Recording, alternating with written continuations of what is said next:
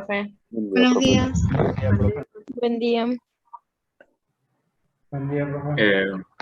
¿Visualizan mi pantalla? Sí. Ok, perfecto.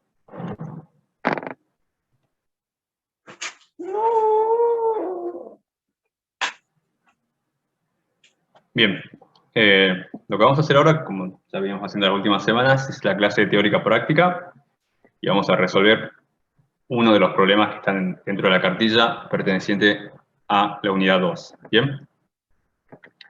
En este caso, el problema es el problema 21. Si la memoria no me falla, quiero ver si lo tengo. No lo tengo disponible ahora, pero es el problema 21, unidad 2. Bien. Lo que vamos a hacer en primera medida va a ser un pequeño repaso de los conceptos que vamos a utilizar. Esta unidad 2, en esta parte vemos lo que es dinámica de la partícula, entendiéndose por dinámica el análisis de las causas de los movimientos de los cuerpos. Estas causas van a ser las llamadas fuerzas, que no son otra cosa que interacciones entre distintos cuerpos, ¿bien? Entre distintos objetos. Las clases pasadas ya vieron algunos tipos de fuerza, vieron el peso, vieron la normal, y obviamente la fuerza que ejerce otro objeto directamente sobre otro, por ejemplo, cuando alguien empuja una caja o algo por el estilo. Ahora vieron... sí, no estoy mostrando nada todavía. Y por otro lado, y ahora están viendo un poco de lo que es la fuerza generada por una tensión de una cuerda, un hilo o algo por el estilo, ¿bien? Otra fuerza que también vieron fue la denominada fuerza de roce o fuerza de fricción, comúnmente denotada con el símbolo FR, ya puede ser en su carácter, en su representación vectorial, FR con una flecha arriba, o simplemente en su carácter vectorial representado por estar todo el símbolo en negrita. Algo que deben tener en cuenta es no confundir esta fuerza FR, fuerza de roce, con FR todo en mayúscula, que es la fuerza resultante, que es la que aplicamos por lo general luego de aplicar la segunda ley de Newton a cualquier objeto, ¿bien? No confundir esas dos fuerzas. Una es minúscula y la otra su nombre es con mayúscula. Bien, ¿qué es esta fuerza de roce? Primero, es la componente paralela a la superficie entre contacto entre dos objetos. O sea, cuando hay dos objetos que están en contacto, sus superficies, se va a generar o no, eso va a depender de cada caso, esta fuerza denominada fuerza de roce. ¿Bien? Que tiene como característica que su dirección es paralela al plano que contiene esas superficies que están en contacto, y por otro lado, su sentido es opuesto al movimiento relativo de esos cuerpos.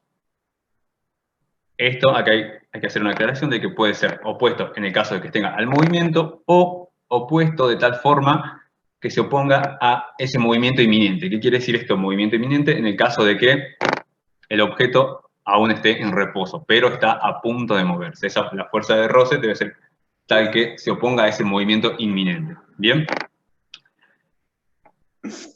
Otra cosa que podemos mencionar es cómo se calcula el módulo de la intensidad de dicha fuerza, que acá hay que hacer hay que discriminar entre dos casos, en el caso donde hay movimiento, y otro caso donde no hay movimiento entre dichas superficies o dichos objetos. En el primer caso, cuando no hay movimiento, esta fuerza de roce recibe el nombre de fuerza de roce estática.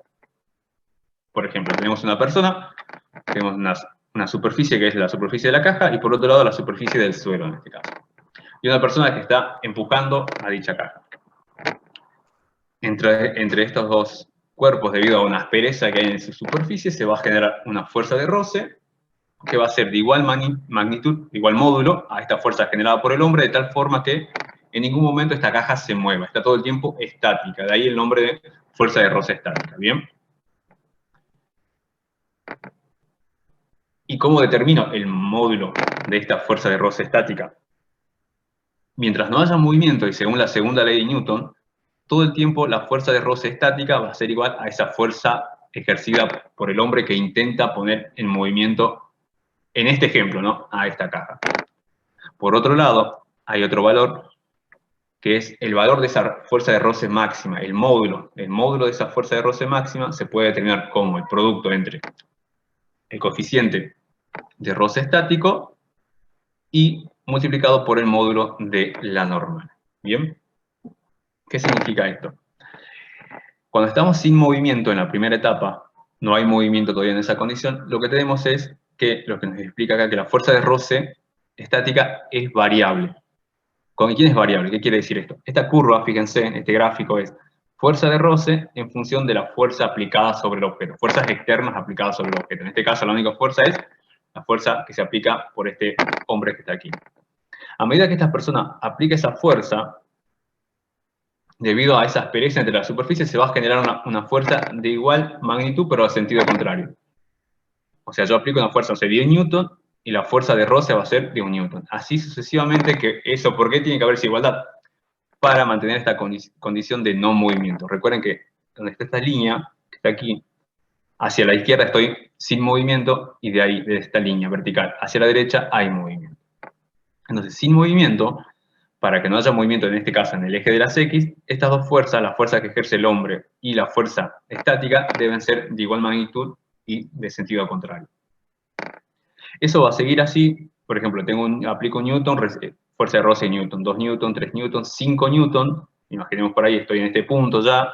Voy a obtener una fuerza de roce estática, también por decir un valor, 5 newton o algo. Pero hay un punto interesante que es el punto máximo, donde tengo la fuerza de roce máxima, que se determina, es un módulo como el producto, aquí del coeficiente de reflexión por la, coeficiente, perdón, de roce por la normal, que luego si yo aplico una fuerza mayor a ese valor, ¿qué va a pasar? Que el cuerpo, el objeto, en este caso la caja, comenzará a moverse, ¿bien? Y estoy en la zona ya de movimiento, donde al ya estar en movimiento yo no puedo denominar como fuerza de roce estática, sino va a recibir el nombre de fuerza de roce dinámica, que es la que vamos a ver a continuación. Una cosa importante a aclarar es, fíjense que en este caso esta es una ecuación que relaciona módulos. No es lo mismo que una ecuación que relaciona magnitudes vectoriales. Aquí me dice que el módulo de la fuerza de roce máxima es igual al producto entre el módulo de la normal y el coeficiente de roce estático. En este caso lo que me dice es que la fuerza de roce estática máxima es distinta al producto entre la normal directa, que es fuerza también, por el coeficiente de roce estático. ¿Bien? Esta es una relación de módulos y esta es una relación vectorial. Son cosas distintas. Mu sub E es el coeficiente de roce estático. Bien, eso es con respecto a la fuerza de roce estática cuando Profesor, no hay movimiento. Sí. Profesor, le hago una pregunta.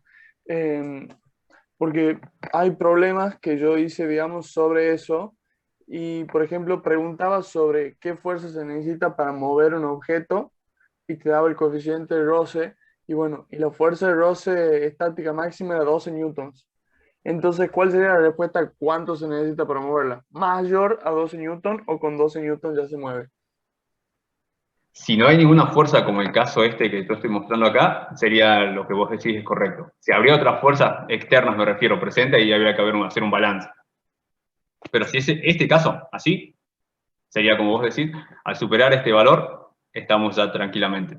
Porque, por ejemplo, si Entonces, estaría ya esta... superar, ¿no? No es, digamos, la fuerza de roce máxima, no es, la fuerza de roce estática máxima no es, digamos, con eso ya se mueve, sino que tiene que ser mayor a eso, digamos. A eso me refiero. Esa es mi pregunta. Claro, sí, correcto. Sí, esa es tu pregunta, sí, correcto. Tenemos que pasar ese umbral.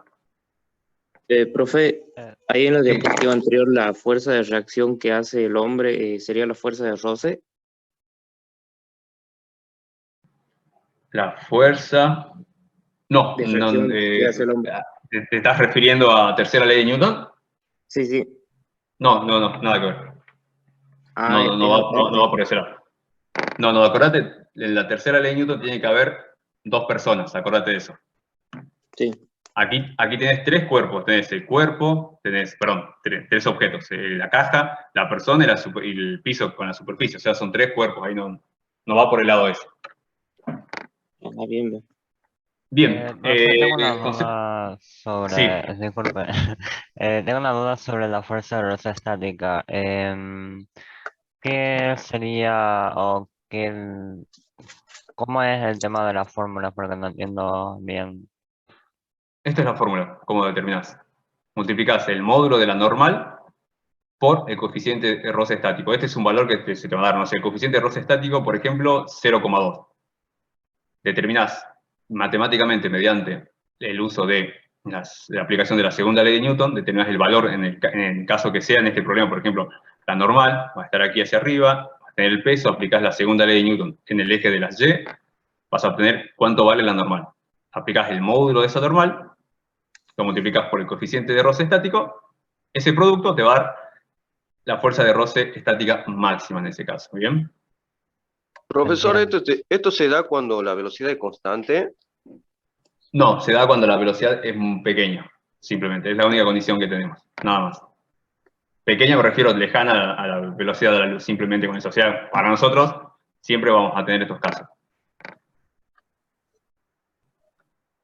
Fuerza de roce estática está referida a velocidad cero, ¿no? O sea que estamos quietos, ¿verdad? Con movimiento puede ser con velocidad constante o sin velocidad constante. Eso es indistinto, ¿no? No hay problema con eso. Ya vamos a ver que en los casos que vamos a resolver hoy, va a haber casos Claro, donde me es refiero, fuerza de roce yo me refiero, profesor, Sí, ¿se escucha? sí, sí. Bien. Cuando La última tenemos un pregunta, porque objeto seguimos muy avanzando. pesado, Sí, supongamos que tenemos un objeto muy pesado y sí, lo quiero empujar. sí.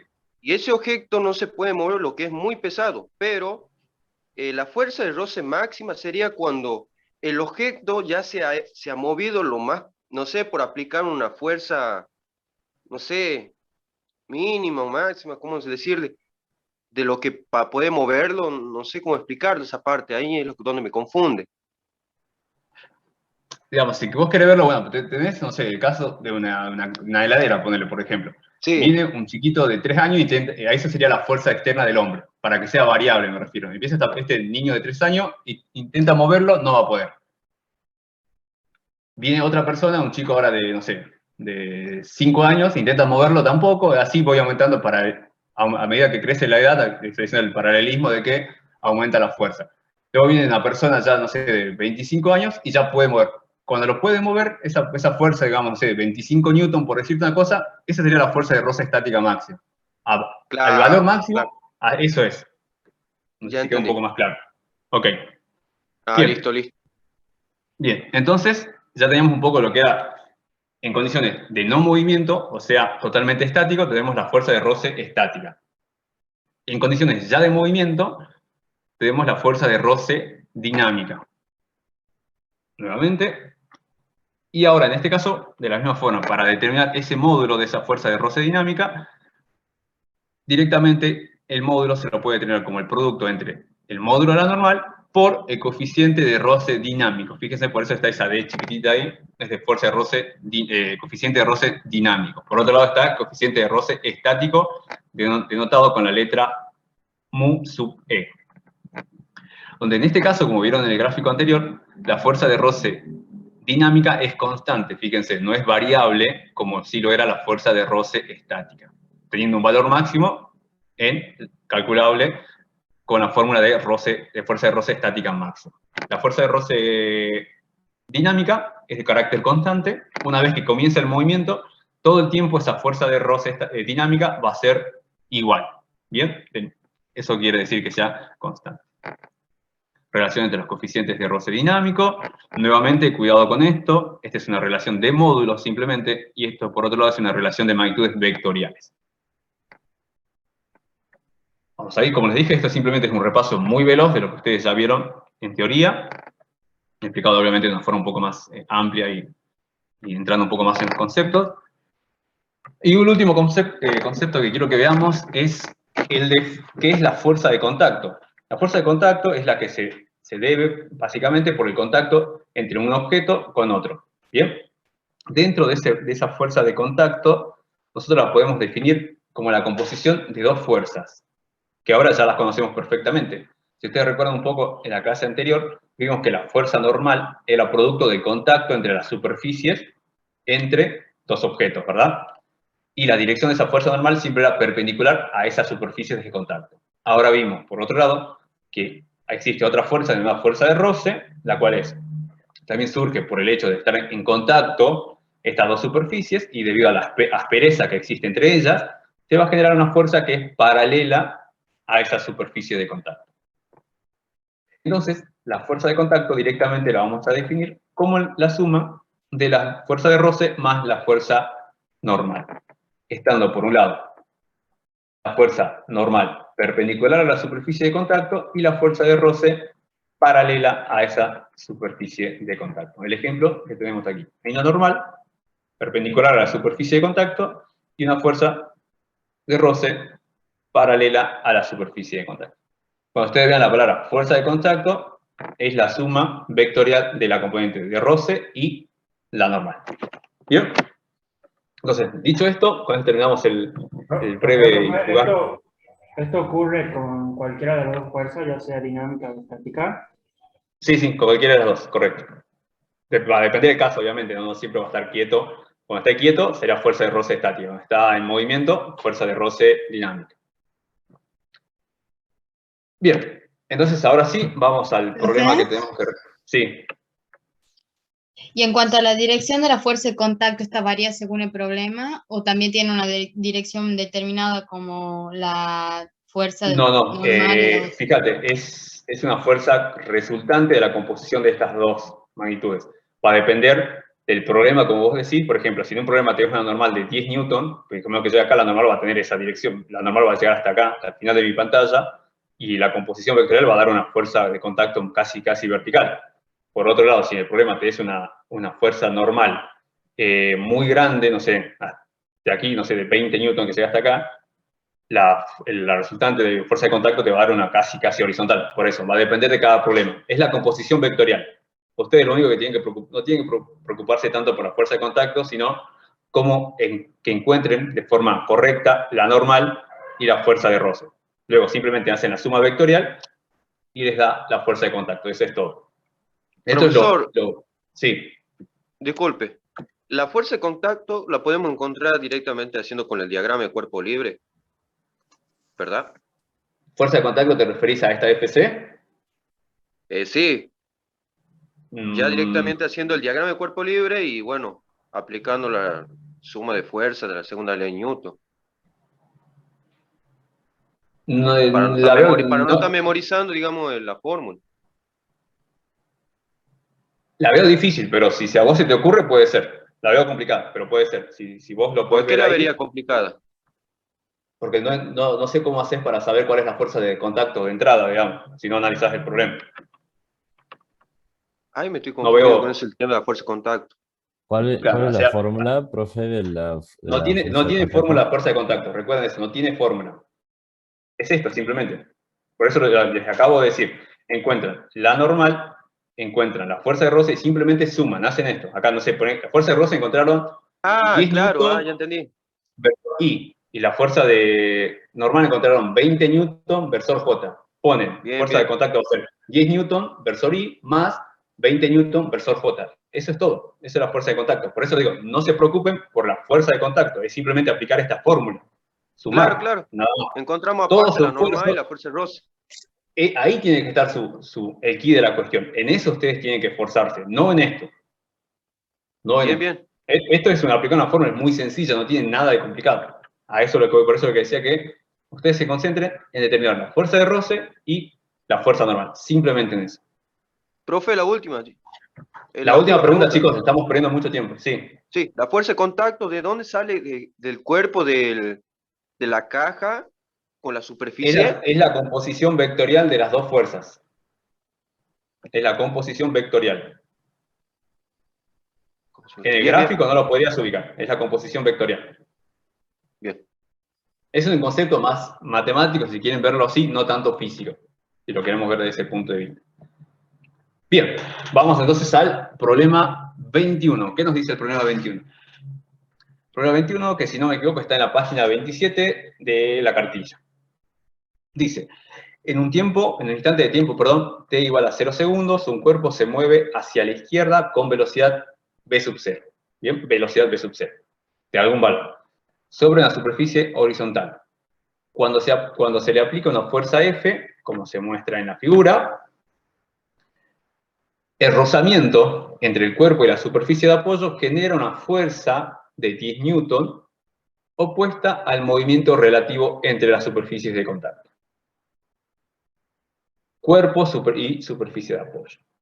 Nos dan como dato que la masa de este cuerpo, de esta cajita gris que está aquí, es de 5 kilogramos. ¿Cuál es la situación? Fíjense, tenemos una fuerza que no es, fíjense que está con un determinado ángulo de inclinación con respecto a la horizontal, en este caso 41 grados, y como dato teníamos que la velocidad del cuerpo se está moviendo hacia, si lo queremos ver según mi gráfico, a la izquierda, y la fuerza estaría aplicada con un cierto ángulo hacia la derecha. Esa es la situación que se tiene, ese es el problema que se pide analizar. Bien, es simplemente eso, y ya nos informa que tenemos una fuerza de roce entre la caja y la superficie sobre la cual está apoyado. Bien, esa era la situación. ¿Qué se nos pide en primera medida? Hacer un diagrama de cuerpo libre correspondiente al cuerpo y describir de forma cualitativa el movimiento que tendrá a partir de ese instante t igual a 0. ¿Cuáles son las fuerzas que creen ustedes que estarán presentes sobre este objeto? En este caso, estamos aplicando el diagrama de cuerpo libre a la caja, perdón. ¿Qué fuerzas creen que estarán presentes? La fuerza de roce. Normal. La normal y la fuerza a 41 grados. Y el peso. Correcto. Estará la fuerza F, esa porque así lo dispone el problema, ¿verdad? Estará el peso, que está siempre presente, generado por la Tierra en este caso. Y la normal. Una normal, generada por el contacto, y la nueva fuerza que vimos hoy. Va a haber una velocidad, que está en un movimiento que va a ser hacia la izquierda, y va a haber una fuerza de roce. ¿Bien? ¿En qué sentido tiene que estar, en este caso? ¿Hacia la derecha o hacia la izquierda? ¿Qué opinan? Hacia la derecha. Hacia la derecha. Hacia la derecha. Correcto, hacia la derecha. En este caso es una fuerza de roce dinámica porque hay un movimiento, hay una velocidad, y como se dijo, su dirección es paralela a la superficie y su sentido es opuesto al movimiento. En este caso nos movemos en ese sentido, la fuerza de roce va en el sentido contrario. Hacemos el diagrama de cuerpo libre, aplicamos el modelo de partícula a esa caja, y lo único que hacemos es trasladar una a una cada una de las fuerzas presentes sobre el objeto. Eso es, básicamente, realizar el diagrama de cuerpo libre. ¿Estamos bien? ¿Alguna duda con esto? ¿Se entiende un poquito? Bien. Sí. Seguimos un poco más. Y se nos dijo que teníamos que analizar, describir. Cuidado ahí. Analizar de forma cualitativa este movimiento. Cualitativa, o sea, con palabras, de forma muy descriptiva. No con valores ni nada por el estilo. Entonces, vamos a ver un poco el movimiento. Lo que vamos a hacer acá es analizar qué pasa en el eje X, en el eje Y, y luego qué pasa en el eje X. Simplemente eso. Vamos a separar y vamos a ver qué pasa en cada uno de los casos. Para eso nos vamos a ayudar de ubicar un sistema de ejes coordenados, en este caso el sistema de ejes coordenados cartesianos, Y e X, y nuestro sistema de referencia va a estar anclado en la Tierra o en la superficie esta que está aquí. Entonces ya tenemos fijado nuestro sistema coordenado y nuestro sistema de referencia. Bien, una vez fijado esto, procedemos a analizar el movimiento en cada uno de los ejes. Como un paso previo lo que vamos a hacer es, ya que vamos a utilizar nuestro sistema coordenado XY, y esta fuerza F no está orientada perfectamente, ya sea ni sobre Y ni sobre X, lo que voy a hacer para facilitar un poco los cálculos es descomponer esa fuerza, descomponer en sus vectores componentes, por un lado el Fx y por el otro lado el Fy. Simplemente para facilitar un poco la resolución en los cálculos, es simplemente para eso y para aplicarse. Poder diferenciar lo que son fuerzas actuantes en eje X y fuerzas presentes en el eje Y. Por eso voy a descomponer la fuerza F en sus dos vectores componentes, teniendo como eje, obviamente, como referencia a el sistema coordenado. Bien, de analizar las fuerzas presentes sobre el eje X, bien, y teniendo en cuenta lo que me dice el enunciado, que en ningún momento me dice que el cuerpo pega un salto, o sea, que se despega de la superficie, o que se hunde en ella, o que se acelera hacia arriba o hacia abajo, no tengo ningún tipo de ese dato, puedo concluir de que no hay movimiento en el eje vertical, en el eje de las Y no hay movimiento, por ende, si no hay cambio de velocidad, no va a haber cambio, no va a existir una aceleración. Entonces la aceleración en el eje de las Y es nula, por lo estipulado en el problema. Ahora, ¿qué sucede? ¿Qué movimiento tengo sobre el eje de las X? En este caso la cosa cambia, el enunciado ya de entrada me dice que hay un movimiento en el sentido positivo en función de mi sistema coordenado, y esto lo estipula claramente por la dirección y sentido que tiene y ese valor distinto de cero de esa velocidad inicial. O sea que hay movimiento en el eje de las X. Lo que faltaría observar es ver si hay una aceleración o no, y ver cómo es el sentido de esa aceleración en el caso de que existiera, si es paralela a esa velocidad y si es a favor de la velocidad en contra. O sea, ver cómo son los sentidos, las direcciones de esa fuerza y esa velocidad. De observar un poco el gráfico, podemos ver que hay un desequilibrio de fuerzas, si ustedes analizan un poco. Fíjense que en el eje de las X tengo una fuerza de roce en la dirección negativa de las X y una fuerza en la componente de la fuerza F sub X, también en esa misma dirección. O sea que hay un desequilibrio. Si ustedes piensan un poco más allá, cuando apliquemos la segunda ley de Newton, no hay ninguna fuerza que contrarreste este movimiento. Entonces, lo que voy a tener, al tener ese desequilibrio, me va a quedar una fuerza, una aceleración, que va a estar en el sentido contrario. Esa aceleración va a estar en el sentido negativo de las X. O sea, va a haber una aceleración en esta dirección. Entonces, sí. es un movimiento rectilíneo uniforme variado, es como desacelerado. Exacto, correcto, es un movimiento rectilíneo uniformemente variado, retardado. ¿Por qué es retardado? Porque tengo que la velocidad va en un sentido, en el sentido positivo de las X, y la aceleración en el eje de las X está en el sentido negativo de las X. Como pueden ver, son paralelas las dos. Al ser paralelas ya sé que es un movimiento rectilíneo. Sí. Sí. ¿Podrías repetir cómo se dio cuenta que la aceleración iba en sentido contrario? En esa parte me perdí un poco. Si ustedes recuerdan, acá ya vimos la clase pasada un poco lo que era aplicar la segunda ley de Newton, ¿verdad? Al aplicar la segunda ley de Newton a este cuerpo, que ya lo vamos a hacer, no es simplemente esto es un análisis previo, luego lo vamos a comprobar.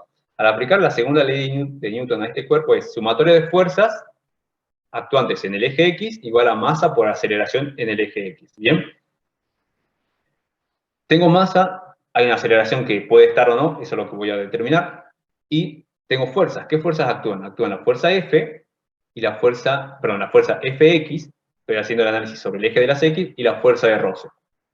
Ambas fuerzas están en la misma dirección, o sea que si van a aparecer sumando, en este caso van a aparecer sumando negativamente las dos, o sea va a ser menos Fx y menos Fr, igual a masa por aceleración. Bien. Ya de ese análisis puedo ver que en ningún momento me va a dar que la aceleración va a ser cero, porque tengo los dos elementos de esa suma vectorial, son Fx y Fr que se están sumando básicamente, negativamente en este caso. O sea que Fx no va a ser cero. Aceleración en X no va a ser cero. ¿Y cómo saco el sentido? Debido a que, si ustedes recuerdan que vimos un poco la clase pasada, lo que yo explicaba de la proporcionalidad que me brinda la segunda ley de Newton entre la fuerza resultante y la aceleración, esa proporcionalidad es la masa, que es una constante escalar, o sea que la aceleración y la fuerza resultante tienen la misma dirección y sentido. Por ende, si yo ya conozco que esta fuerza resultante va a tener dirección horizontal y sentido negativo, la aceleración también va a tener la misma dirección y el mismo sentido. Por eso pongo que el sentido es hacia la derecha.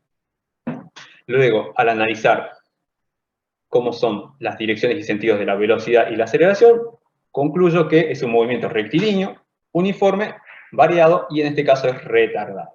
Lo que implica que este cuerpo se va a desplazar hacia la izquierda, disminuyendo el módulo de su velocidad. ¿Ok? Entonces, eso es un poco el análisis del movimiento. Profe, una consulta. Ahí, sí. En la componente FI, ¿no le restaría peso digamos, a la componente peso? ¿Y no sería, por lo tanto, menos fuerza de fricción? Puede ser, es muy probable, es una posibilidad, ya vamos a ver si es así. Es una buena hipótesis. Nosotros nos enseñaron hay que comprobarla. Que no es lo mismo tirarla a una caja empujándola en diagonal hacia arriba que hacia abajo. Hacia abajo habría más fricción y hacia arriba habría menos, porque sería un poquito más liviana, más o menos. Correcto, exacto, es válido eso. Ahora lo que tenemos que seguir es para hacer el análisis. No sé si a dónde iba tu pregunta, si simplemente era ese comentario. El comentario es correcto. ¿Sí era un comentario? Perfecto. No, sí, no sé si bien, muchas gracias. No quería saber si iban a tocar el tema ese o lo iban a omitir. Sí, ya lo vamos a ver. Sí, es correcto tu comentario. Bien. Seguimos entonces un poco más. Es lo mismo, el diagrama con todas las fuerzas, ya F con su descomposición en X y en Y. Y lo que me falta ver, lo que me pregunta en este inciso es determinar el módulo de la fuerza F, básicamente. ¿Qué módulo debe tener F? Teniendo en mente, fíjense acá, ya me dan como dato el valor de la aceleración, el módulo, perdón, de la aceleración. En este caso, el módulo es 2 metros sobre segundo al cuadrado. En este caso, fíjense como yo ya elegí mi sistema coordinado en X y en Y, voy a tener una aceleración tanto en X como en Y, ¿verdad? Y donde yo, del análisis previo que se hizo del movimiento, ya sé que en el eje de las Y no hay movimiento, no va a haber un cambio en velocidad, por ende no va a haber una aceleración. O sea que la aceleración en el eje de las Y es igual a 0 metros sobre segundo al cuadrado versor J. No así en el caso del eje de las X, donde vimos que, y bueno, y el problema ahora nos impone ya que la aceleración en el eje de las X vale 2 metros sobre segundo al cuadrado. Entonces, ya definido la aceleración, o los valores de la aceleración, paso a aplicar la segunda ley de Newton sobre el objeto, en este caso, la carga. Recordando que la segunda ley de Newton lo que me implicaba era que la sumatoria de fuerzas externas presentes sobre un objeto es igual al producto entre la masa de dicho objeto por la aceleración que experimenta dicho objeto. En este caso, al haber utilizado un sistema coordenado cartesiano, X, Y, lo que voy a hacer para facilitar la resolución es descomponer esa segunda ley de Newton en sus componentes en X y por otro lado en sus componentes en Y. Simplemente eso. Siguiente paso, veo las fuerzas que actúan sobre el eje de las X. Ya hablamos un poco de esto. Tengo la componente de la fuerza F sobre el eje de las X, F sub X, y por otro lado tengo la fuerza de roce dinámica. Todo eso va a ser igual a la masa por la aceleración en el eje de las X. De igual forma, profe, sí. ¿esas fuerzas no tendrían que tener signo negativo? Es correcto. Ahora, lo que estoy expresando acá es sumatoria de vectores. No existe el concepto de resta en sumatoria de vectores. Ya van a ver cómo hago para que aparezca ese menos. Cuando estás en suma de vectores no pueden poner un menos así directamente. ¿Bien? Entonces, en el eje de las Y tengo la normal, la componente, perdón, en Y de la fuerza y el peso. Todo eso igual a masa por la aceleración en el eje de las Y. Ahora, el próximo paso, recuerden que venimos hablando de esto hace un tiempo ya, cuando tengo fórmulas, y seguramente si en esas fórmulas yo debo operar matemáticamente, yo puedo obviar la notación vectorial y simplemente trabajar con los módulos y los sentidos de todas esas magnitudes vectoriales. ¿Bien? Donde, en ese caso, ¿qué sería? El módulo de la componente en X de la fuerza y su sentido, ahí sí, ahora sí incorporo el sentido, es negativo según mi sistema coordenado. Los mismos FR, su módulo y su sentido negativo. Lo mismo la aceleración, está en sentido negativo, según mi sistema coordenado. Lo mismo puedo aplicar para el eje de las Y, la normal, en este caso en sentido positivo, el módulo, perdón, de la normal en sentido positivo, la fuerza en F, Y, sentido positivo, y el peso en sentido negativo, y la aceleración en este caso sabemos que va a dar 0, no tiene sentido. ¿Por qué podía hacer eso? Por lo que expliqué en la anterior clase, que como en esta ecuación todas las magnitudes vectoriales son colineales, puedo obviar la notación vectorial y simplemente trabajar con módulos y sentidos de cada una de esas magnitudes vectoriales. Profe, ¿por qué menos m? Porque la aceleración es negativa. Está en sentido contrario. Bien, entonces, ya explicado esto, lo que hago, seguimos trabajando un poquito más adelante. Tenemos que recuerden que el objetivo es encontrar la fuerza F, el módulo, perdón, de la fuerza F, para decirlo de forma más correcta, es lo que se nos pide. Nuevamente, retomando un poquito lo que dejamos anterior, en el eje de las X teníamos esto, ¿verdad? Que fue lo que llegamos en la diapositiva anterior.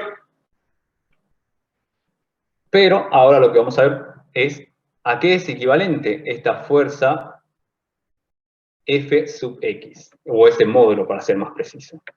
Si nosotros analizamos por las propiedades trigonométricas, vemos que F sub X es la protección sobre el eje de las X que corresponde a el producto entre el módulo de la fuerza del vector real por el coseno del ángulo que forma con el eje de las X.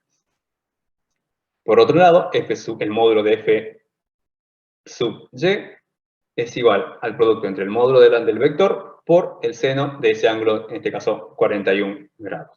Bien, o sea que ya tengo definida en ambos casos F sub X y F sub Y. Y a su vez, fíjense que ahí me apareció F, que es en realidad lo que yo quiero calcular. Necesito tener ese módulo, o sea que vamos bien. Ahora lo que hago, un paso siguiente, es reemplazar por lo que acabo de encontrar.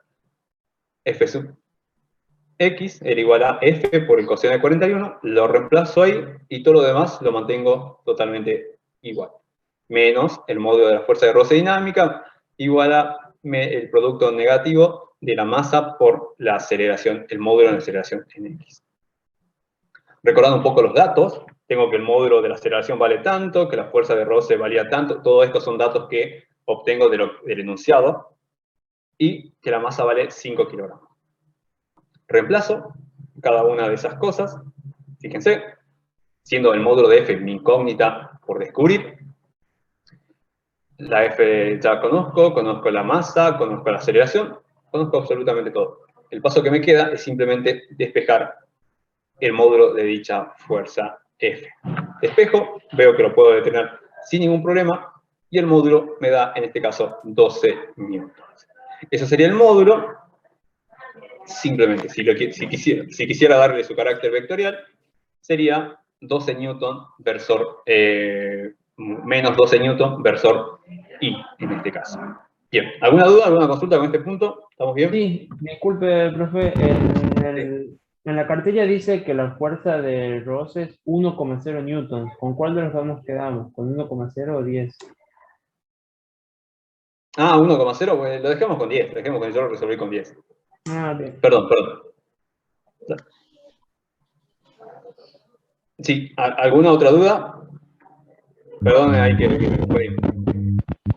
Pero nunca dice que la aceleración... por no sé quién está hablando, se escucha muy mal. Profe, ¿puede volver a la ejercicio nunca dice de que la aceleración sea horizontal, o sea, dice el módulo de la aceleración nomás. Claro, ya previamente he hecho el análisis anterior, vos ya sabés, necesita el análisis de movimiento. Profesor, en realidad me parece que usted lo hizo con 1 newton, porque si fuera 10 newtons, menos 5 por 2 sería 0. Entonces a mí me falta un coseno punto. de 41, 9 dividido en el coseno de 41 es 12. Entonces, perdón, entonces estaba bien. Acá entonces yo... acá será un coma, ¿verdad? Entonces fue un error de tipeo mío. Ahora sí. Muchas gracias. Y ahí estamos. Sí, había alguna otra duda, pero no se escuchaba muy bien, no sé qué es lo que quería decir. Que la aceleración, o sea, dicen en el módulo, te dan el dato, pero no te dicen si la dirección va a ser horizontal o también se puede levantar el cuerpo. Podría ser, es un análisis medio rebuscado, pero de tener el análisis previo que hicimos ya se estableció de que no va a saltar como diríamos, el objeto. ¿Cómo harías para que salte este objeto de acá? Con las fuerzas que tenemos presentes, ¿verdad? Es la misma situación, no cambia nada.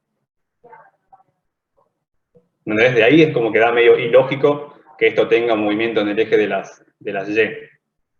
Un movimiento vertical. La única forma es que venga alguien, una fuerza externa y lo mueva, lo cual no aparece esa fuerza externa hasta el momento. ¿Y la componente de la FI?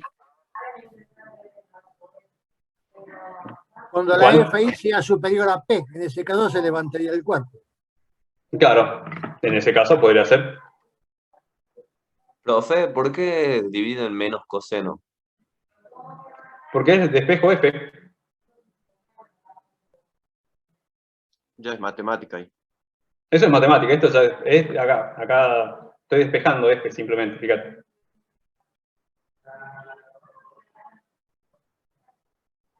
Bien, este ejercicio es relativamente corto, así que pasamos al C. Nos dice, el cuerpo acelera a razón de 2 metros sobre segundo al cuadrado, lo que ya sabíamos de antemano.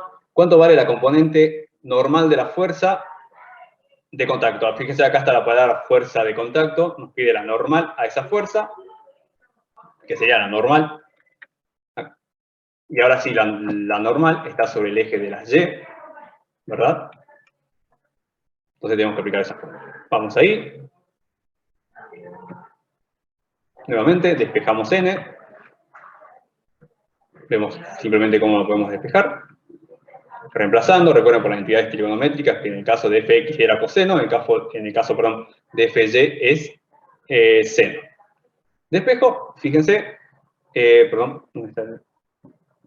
Aquí, la masa es dato, la aceleración de gravedad es dato, F lo acabo de determinar en el ejercicio anterior, y el seno es un valor calculable.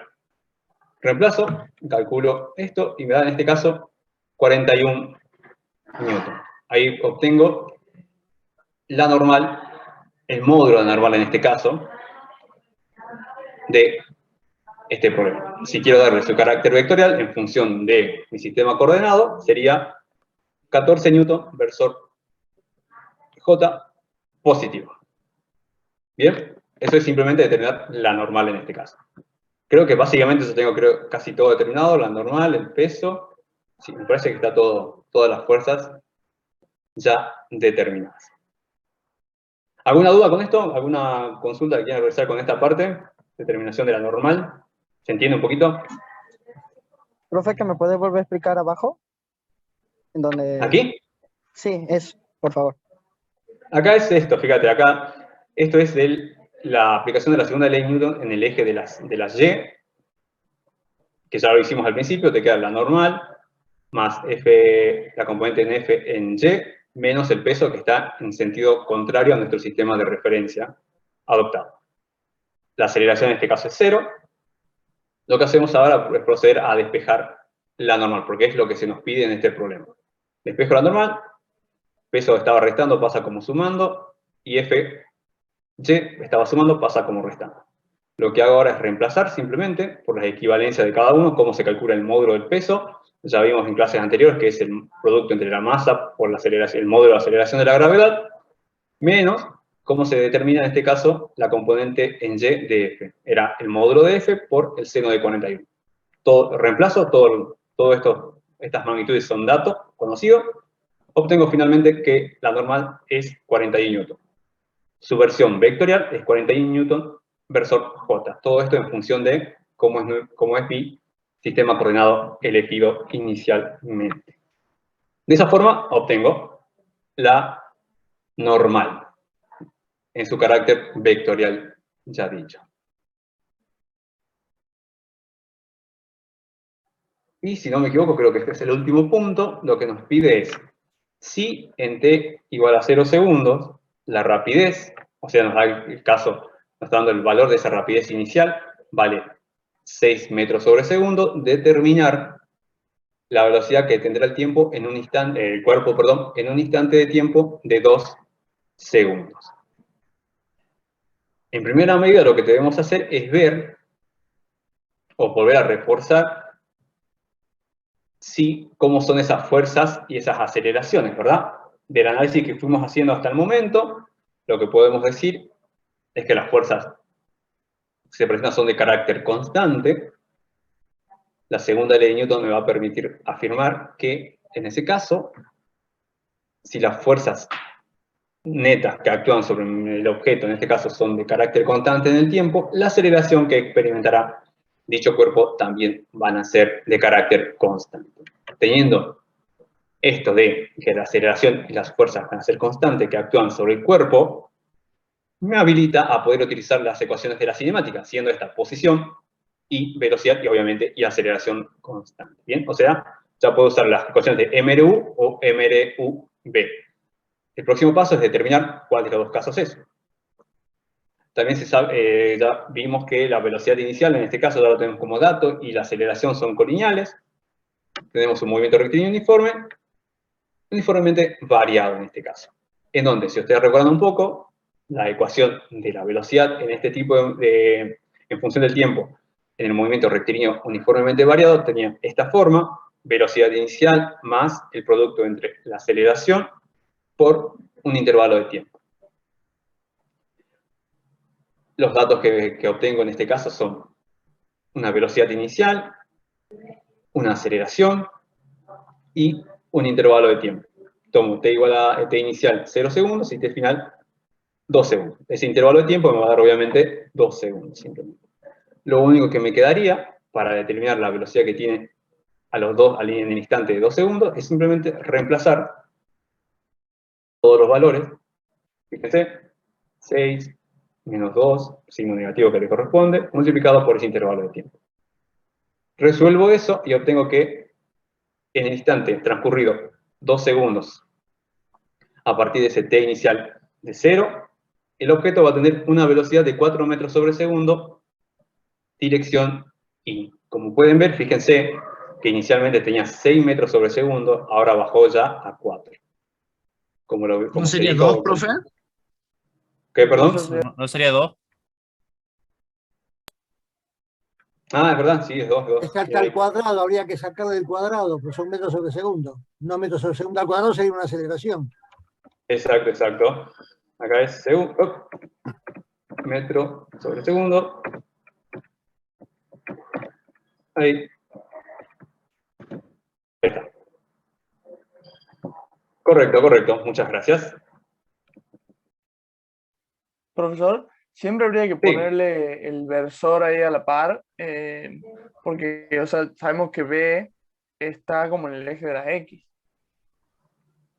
Sí, tenés que hacerlo porque acá lo que te pide es velocidad. Bien. Y velocidad es una magnitud vectorial. Y esta es una magnitud vectorial. Si lo dejás sin esto, sería un módulo o una rapidez. Y a vos no te están pidiendo ese módulo o rapidez. Te piden velocidad. ¿Bien? Por eso es que sí lo represento así. ¿Y se lo podría calcular como una magnitud escalar y después escribirlo como magnitud vectorial? Correcto, correcto. Es eso lo que hacemos cuando pasamos esa ecuación en carácter vectorial a esa ecuación solamente con módulos y sentidos. Correcto, correcto. Y ahí terminó el problema. Sí. ¿Consultas? ¿Alguna consulta que quieran realizar de esto o de otra cosita? Ustedes me dicen. Profe, disculpe. Profe, ¿puede volver al punto D? Sí. Disculpe, profe, ¿hasta qué Profe, lo punto dejo de la porque cartilla tengo podemos otra hacer? A ver, déjame pensar. ¿Ustedes vieron ya fuerzas con cuerpos combinados, o sea, con cables o algo por el estilo, con sogas? Con Acabamos ¿sí? de ver eso. Sí. Todo. Entonces, la respuesta es que ya pueden resolver todo. ¿Otra consulta? Gracias. Profesor, yo tengo una duda sobre el problema 26. ¿Hay alguna otra duda de estos problemas? Luego, si no hay problema, seguimos con eso, por favor. Sobre el último apartado, o sea, sobre el apartado D, ¿lo puede explicar de vuelta? O al menos alguna parte. Sí, tranquilo. Lo que pide en el apartado D es calcular la velocidad que va a obtener esa caja a los 2 segundos, transcurrido un tiempo, ese es el lapso que nos pide, y nos da como dato que la velocidad inicial va a ser la rapidez inicial son 6 metros sobre segundo, ¿bien? Ya de un análisis previo se vio que el movimiento que va a tener esta caja, en este caso, es un movimiento rectilíneo uniformemente variado. Para ir un poquito más allá, era un movimiento rectilíneo uniformemente variado, retardado, debido a que a esa aceleración y esa velocidad estaban en sentidos opuestos, ¿bien? Es simplemente para dar un poco de marco, perdón, y donde, perdón, ya elijo el cursor, al tener que es un movimiento rectilíneo uniformemente variado, la ecuación de la velocidad en función de tiempo es la siguiente: velocidad en un instante de tiempo dado es igual a la velocidad inicial más el producto entre la aceleración por un intervalo de tiempo X, el que se quiera tratar. Ahora, los datos que tenemos en este problema son, por un lado, la velocidad inicial, 6 metros sobre segundo. Sorry, por favor, alguien está haciendo ruido. La aceleración, también dato, y el intervalo de tiempo. T final sé que vale 2 segundos, T inicial 0 segundos. Intervalo de tiempo va a ser 2 segundos directamente. Paso siguiente, reemplazo aquí. Cada uno velocidad inicial 6, aceleración 2, intervalo de tiempo 2. Calculo y directamente me da el resultado de la velocidad final a lo transcurrido 2 segundos. Como se dijo anteriormente, era un movimiento variado retardado, y lo podemos ver en que el módulo de la velocidad va en decremento. Seguramente va a llegar a un punto, si sigue transcurriendo el tiempo, en el cual esta velocidad se haría 0 directamente y se detendría el cuerpo. Bien, ¿alguna otra pregunta, otra consulta que quieran? ¿Qué? Que ahora entiendo, muchas gracias. Ok, perfecto, me alegro. Profesor, ¿está mal haber tomado desde un principio como un eje, o sea, un sistema de eje coordenado al revés, en el otro sentido? No, para nada. No. Está totalmente correcto. No tiene ningún problema. Solamente que obviamente que... Sí, no. ¿Cómo, perdón? No te escucho. Hay que poner la asistencia. Repetir la diapositiva 8, la parte de trigonometría no me quedó muy clara. Ok. No sé cuál es la diapositiva 8. Acá dice diapositiva 8. Sí, para sacar la FI. ¿Ahí? Ahí está. Sí. Pero dejo el zoom. Ahí está, trigonometría. ¿Cómo sería ahí?